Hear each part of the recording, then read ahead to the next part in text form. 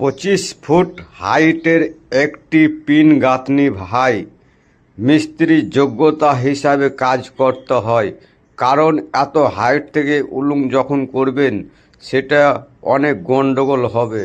তাই এই মিস্ত্রি দেখুন বুদ্ধি লাগিয়ে কি সুন্দরভাবে ওপর থেকে নিচ অবধি মাপ করে সুতা খাটিয়ে সেগুলো টিপ করে নিচ্ছে।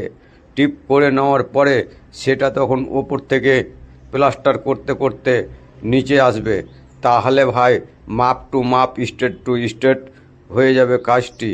আর যদি ভাই ওপর থেকে এই কাজ উলুং করে আসো, হাইট বিল্ডিংয়ে উলুং করে কাজ করতে গেলে ভাই নিচে অনেক ডিফেক্ট চলে আসবে।